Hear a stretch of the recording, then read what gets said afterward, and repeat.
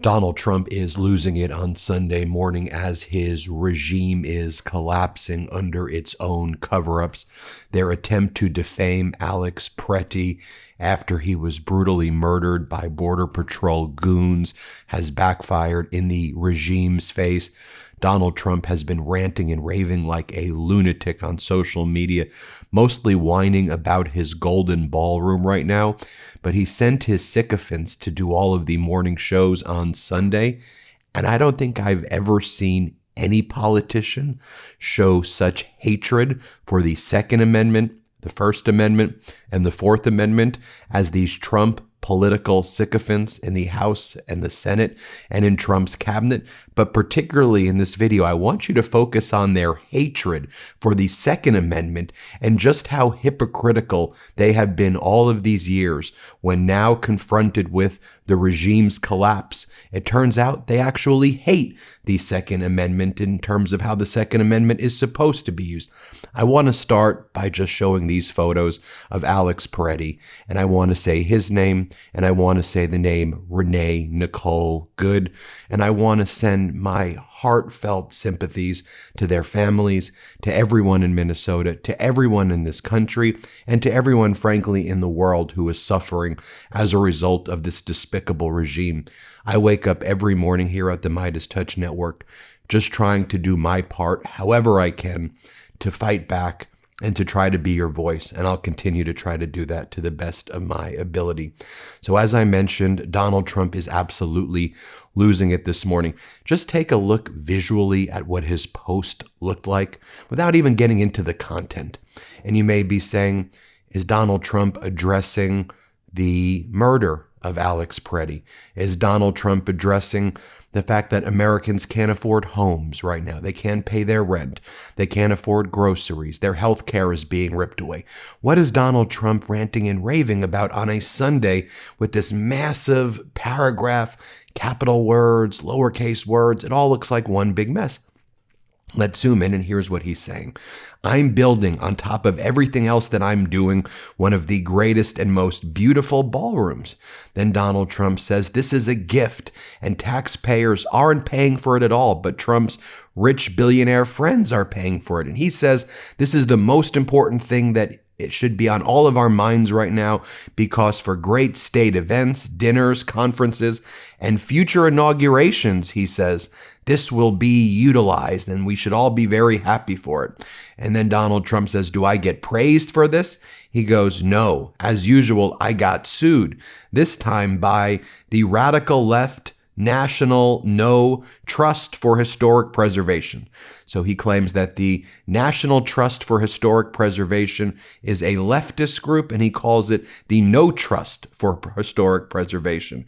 And then Donald Trump says this is a group that couldn't care less about our country. He goes on to say that he's already picked out the marble, the stone, precast concrete, bulletproof windows, and glass. He says it is ready to go, but he says because the Historic Preservation Group has filed a lawsuit to now block the construction of the new ballroom, which, by the way, a federal judge by the name of Judge Leon seems to think that the construction should be blocked, that it violated a lot of the law that we've been talking about here on the MeidasTouch Network.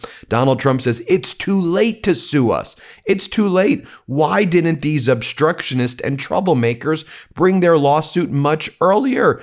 Donald Trump says that Congress never tried or wanted to stop the ballroom project. Just pause there. The fact that your sycophants like MAGA Mike Johnson and others in Congress did not stop it, you think that's permission? Or perhaps it's actually the Article 1 role to pass laws about these things versus you just bringing cranes and bulldozers and tearing to shreds the East Wing of the White House and ignoring things like, I don't know, asbestos mitigation. I think we're going to find out that there are a lot of people who got mesothelioma as a result of what took place. And so bring this video back when we learn more about that. Then Donald Trump says the former tiny East Wing was so bastardized. He says, additionally, this is being done with the design, consent, and approval at the highest levels of the military and Secret Service. So no taxpayers are going to pay for it, but the military and Secret Service are doing this at the highest top secret level, he says. It's a top secret fact. Stoppage of construction. This is too late. Also, as I pointed out many months ago, they are redoing the bunker under the East Wing. And I said that's a major part of this, that Trump, like Hitler and like lots of other authoritarians, are terrified of their regime's collapse. And I said a lot of this was about the secret bunker, and Donald Trump seems to admit it there, and that taxpayers are paying for it. So that's what Trump is focused on. Now let's take a look at his sycophants in his cabinet, in the House, and in the Senate. And as I mentioned, their assault on the Second Amendment is so pronounced right here in their attempt to cover up the murder of Alex Pretti, who had a lawful permit to conceal carry. He was following the law to a T of what the Second Amendment actually says, not what the MAGAs want it to say, where they're like, well, you could bring semi-automatic weapons and ARs by schools. No, that's not what the Second Amendment for, but the right to conceal carry is precisely what it's for in a situation the way Pretti did. And Pretti didn't brandish the gun. Watch what happens as Scott Bessent, Donald Trump's Treasury Secretary, is confronted about this on one of the morning shows. Take a look at what Bessent has to say. Let's play it. I am sorry that this gentleman is dead, but he did bring a 9mm semi-automatic weapon with 2 cartridges to what was supposed to be a peaceful protest. I think that there are a lot of paid agitators who are ginning things up, and the governor has not done a good job at tamping this down. Yeah. I mean, as you know, he was an ICU nurse, worked for the Veterans Administration, and there's no evidence that he brandished the gun whatsoever. In fact, it appears that he was disarmed before he brought a gun. Have you ever gone to a protest, Jonathan? I mean, we do have a Second Amendment in this country that... Jonathan, have you ever gone to a protest? I mean... have you gone to a protest? I mean, no, actually, as a reporter covering it. Okay, I've been to a protest. Yeah. Guess what? I didn't bring a gun. I brought a billboard. Okay, Secretary Bessent. Now, here's what Kash Patel had to say. Play this clip. I mean, thousands of people are marching through Minneapolis. They are targeting the Border Patrol. I mean, it feels like the rhetoric and the protesting is only ramping up. What is your advice to the people right now who are outraged that this is a second killing at the hands of Border Patrol in 2 weeks? As Christie said, you cannot bring a firearm loaded with multiple magazines to any sort of protest that you want. It's that simple. You don't have that right to break the law and incite violence. We will, of course, always protect your First Amendment speech. And if you peacefully protest, there is absolutely nothing wrong with that. But you have seen a trend here, not just in Minnesota, but across the country, in these protests turning into violent scenarios and people attacking law enforcement. That's when you go over the line, and that's when law enforcement steps in. Now, here's what Kristi Noem had to say. Play this clip. You know, my message to individuals is don't go impede law enforcement operations. That's not legal. You're breaking the law when you do that. It's also breaking the law to concealed carry in Minnesota without an ID on you. And you shouldn't be laying hands. More from Kristi Noem right here. Let's play this clip. Separate from the specific investigation, we know that Alex Pretti, according to officials in Minnesota, was legally a concealed carry permit holder. He had his gun legally. Is your message to people who are concealed carry permits that if they're going to go to a protest, they should leave their gun in the car?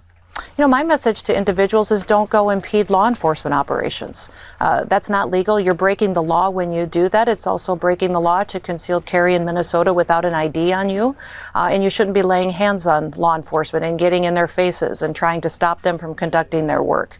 All of that is part of protocol, but it also is the law. And when people are in violation for the law, there's consequences for that. Last night, our reporter in Minneapolis. And here is what Steve Scalise, MAGA Republican Congress member, had to say when he was confronted about the same issue. Play this clip. You have been a supporter of the Second Amendment. When Secretary Noem says, I don't know of any peaceful protester that shows up with a gun and ammo rather than a sign, do you believe Americans have the right to bear arms while they're protesting? Well, first of all, I'm a co-sponsor of Louisiana's law that allows you to have a concealed carry permit. It's worked very well there. I don't know the state law in Minnesota. I know in a state like Louisiana, and frankly, most states, you are not allowed to carry a gun while you're committing another crime. And interfering with law enforcement is a felony. it's something that unfortunately we're seeing in a lot of cities. You even had the police chief yesterday, Chief O'Hara, that you just had on, yesterday said of the protests going on after the shooting that they were unlawful. He actually said it was an unlawful assembly, what a lot of people are doing. And they were throwing things at ICE agents, throwing projectiles that could harm ICE agents. So let's tone this down. And leaders in Minnesota, by the way, have been ratcheting up the rhetoric. I mean, you saw the Governor Walz said they're Gestapo. He said they're violently hurting people. I'm going to have to take this commercial break and let you finish the thought on the. Now, I also find it interesting, when you see the manipulation taking place here by Trump's MAGA Republican sycophants, how people are consuming news and how this brainwashing happens in mass in our country. So you take a look at a story like this. Immigrant families protest at Texas facility housing 5-year-old boy and father. By now, you know the Trump regime, they're kidnapping children. They kidnapped Liam, the 5-year-old wearing that blue hat, and they used him as bait in order to lure out his father, who, by the way, was an asylum seeker who was here going through the right process. And then they sent them to concentration camps in Texas. Similarly, they kidnapped a 2-year-old girl when there was an order protecting her and her father from being sent to concentration camps. But you take a look right here at this story. Again, immigrant families protest at Texas facility housing 5-year-old boy's father. If you look at the distribution of the coverage here, left media is covering this, center media is covering this, about equal, zero right-wing coverage right now that there are massive protests taking place in Texas about their kidnapping of this 5-year-old boy. And that just goes to tell me we need to focus on the media diet that people are receiving. And that's how I also focus my coverage here at the MeidasTouch Network to ensure whether you're a Democrat, Republican, independent, whether you're from another country, if you're just a human being and you want the objective truth, I want to make sure I'm programming this for you so you leave here enriched with knowledge, because knowledge is power. So I'm often asked, how do I stay up to date on all the news that I get in order for me to make these videos? Well, my number one news source is something called Ground News. It's a subscriber-funded app and news site, and every day they pull in thousands of articles from around the world and organize them by story, and then show you what's the right reporting, what's the center reporting, what's the left reporting. It's a game changer because as active, responsible citizens, we must get our news from reliable sources. In Trump's America, being informed about facts and media bias, it's the most important thing you can do. But that's why I love Ground News. For every article, they also tell you, did a media conglomerate put this news out, or was it independent media? And they also list the degree of factuality, which is interesting, as there's a lot of news sources from media conglomerates that have mixed or low factuality. Independent media seems to have a higher factuality, but you get all of that with your Ground News Vantage subscription. I especially like their blind spot feed, which highlights stories that are disproportionately covered by one side of the political spectrum, like the story I just shared with you about immigrant families protesting at the Texas facility after Trump's regime kidnapped a 5-year-old boy and the boy's father. So join us by going to ground.news/MTN and get 40% off the Ground News Vantage plan that I use every morning. They are subscriber funded, y'all. So by subscribing, you're not only getting a tool we all need today, you're also supporting our work here on this YouTube channel. That's ground.news/MTN. And we pin the link to purchase your subscription below. I want to get you more data right now as well. Greg Bavino, the leader of the Border Patrol, he was on the morning shows and he was asked, you've said that Alex Pretti was there to massacre law enforcement. Where are you getting that information from? Here's what Bavino said. Play this clip. Well, you said yesterday that this looks like a situation where the individual wanted to do maximum damage and massacre law enforcement. What evidence do you have that he wanted to massacre law enforcement? Because all the videos that we have, and I do want to, we just have a still shot up now, but I do, control room, want to play one of the other videos. Let's play video number 1 again. It doesn't look anything like he's trying to massacre law enforcement. In fact, he was filming, and then it looked like he was trying to help another individual there who was pushed down by law enforcement, and then they went after him. In fact, I believe that the fantastic training that our law enforcement partners have, the fact that they're highly trained, prevented any specific shootings of law enforcement. So good job for our law enforcement in taking him down before he was able to do that. And again, Dana, let's look at why he was there in the first place. Was he simply walking by and just happened to walk into a law enforcement situation and try to direct traffic and stand in the middle of the road and then assault, delay, and obstruct law enforcement? Or was Todd Blanche was on the morning shows, and he was asked about this as well. Here's what Todd Blanche had to say. Let's play this clip. That city. You're saying he wasn't protesting peacefully, and yet the video before shows him holding up a cell phone, directing traffic. The video after shows him being pummeled by these law enforcement. Everyone has now seen this video across the country with this man holding up a cell phone. And part of the outrage that people are expressing is that they feel as though the federal government is asking them to believe something that they don't see with their own two eyes. Is that what the administration is asking of the American people, to believe that he was violent, when the video, based on what everyone has seen so far, does not show that? Well, first of all, I did not say he was violent. I said he was not protesting peacefully. And you just described what every American has seen, which is video shortly ahead of the incident, where he was screaming in the face of ICE. He had a phone up right to the right into ICE's face. You tell me, is that protesting peacefully? I mean, we all see the same thing. I mean, you shouldn't try to gaslight the administration about what happened. That was not a peaceful protest. And yes, what happened afterwards is tragic. It is horrible. It is heartbreaking. But make no mistake about it, that would have never happened. That would have never happened. And it doesn't happen in cities around this country every single day. But for the complete failure by the mayor and by the governor to do anything to protect their citizens. They park their officers blocks and blocks away while they just let ICE go, and they let citizens just come and do whatever they want to try to torment and to try to agitate officers doing their job. I want to show you this lawyer, Eric Lee. Here's what he posted as well. Remember how I talked about the Texas detention facilities before? Well, Eric Lee, a lawyer, was doing a client visit with clients at this facility, and there was a protest taking place because the conditions at these detention centers are concentration camp-like. They are horrible. And the Trump Gestapo prevent people from really seeing how horrific these conditions are, where many people are dying at these detention centers. Last year, as far as we know, at least 30 deaths. This year already in January, about 7 deaths at detention centers. I mean, there have been multiple deaths at detention centers already this year. I just want you to see this scene.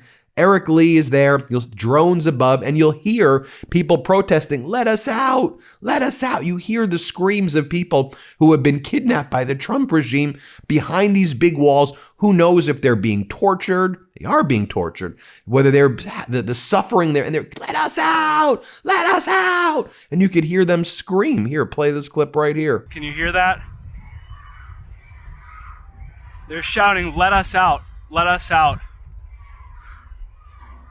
There's people in blue shirts. Again, there's drones flying up ahead.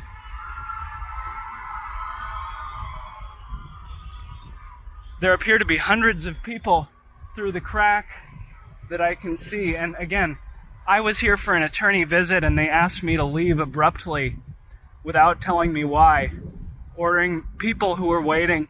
Also, I think it should be noted that MAGA Mike Johnson has not commented on the murder of Alex Pretti. In fact, MAGA Mike Johnson has gone radio silent for the past 24 hours. No statements from MAGA Mike at all. But what else would you expect from MAGA Mike, who's just a complete and utter coward? There you have it, folks. We'll keep you posted every step of the way on the MeidasTouch Network. Hit subscribe. Help us get to 6 million subscribers, and we appreciate you so much. New Meidas merch drop. Check out the latest pro-democracy sticker packs, t-shirts, hats, sweatshirts, and more. All at store.meidastouch.com.